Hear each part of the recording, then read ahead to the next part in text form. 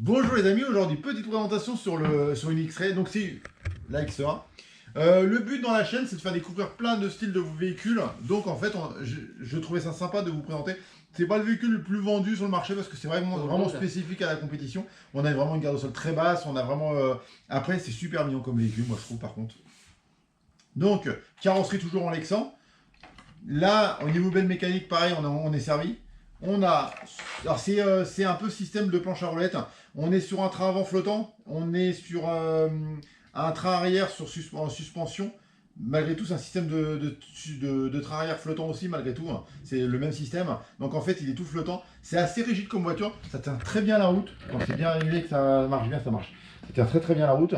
On est sur un châssis entièrement carbone et support alu. Donc on a des pièces anodisées orange et des pièces anodisées noires. Donc ça fait moins métal que ça serait de l'alu, mais c'est tout en métal. Tout l'arbre de transmission est en métal. La couronne est en plastique. C'est un Diffabille. Alors il faut savoir que le Diffabille, il y en a qui ne sont pas pour. Techniquement, sur tout ce qui est voiture de piste, même tout terrain, une fois bien réglé, ça marche très fort.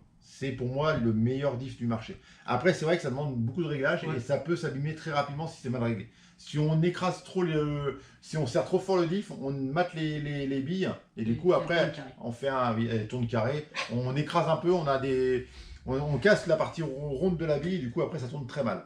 Donc c'est vrai qu'il faut faire attention au réglage, mais si on y prend soin et qu'on le fait bien, et ben ça se passe super bien. Cerveau low profil parce qu'on est sur une voiture qui est très fine, qui est très... C'est une F1, donc on a très peu de place. Donc accu shorty, moteur, donc c'est un ensemble de 21,5, donc c'est parce que c'est par rapport aux compétitions. Ouais, parce que c'est la réglementation. C'est la réglementation pour limiter un peu la vitesse. Souvent c'est des voitures de salle, donc ça sert à d'avoir trop de puissance pour... Mais déjà en 21,5 ça marche déjà très fort. Très fort. On va faire un petit essai roulant. On est toujours en période de confinement, donc ça nous pose quelques petits problèmes pour rouler. Donc on va faire un petit essai roulant très simple, mais pour qu'elle roule un petit peu malgré tout. Les pneus qui sont adéquates, alors tout évidemment bien pas inversé, tu veux le dire que tout est réglable. Les ailerons, on peut changer les ailerons dessus pour avoir différents appuis. Et derrière, il y a des vis pour régler aussi l'aileron. Pour modifier l'inclinaison, pour avoir plus ou moins d'appui. Et les carreaux, pareil, on peut les changer tout dépend de la piste, quoi. On peut changer. Ça va donner plus d'appui avant, elles vont être plus ou moins bombées à ce niveau-là. Pareil ici, on va avoir des appuis plus ou moins importants de façon à plaquer plus la voiture. En fait, tout est calculé sur la carrosserie, comme les vraies voitures en fait. Hein. C'est une vraie F1 en taille réduite. Ouais, donc en fait, ça marche vraiment pareil. Donc c'est vraiment très léger, c'est des voitures qui doivent faire un tout petit kilo. 1,440 kg en état de marche. 1,440 kg avec la queue, tout prêt à fonctionner. Ouais. Donc un petit kilo, comme je disais.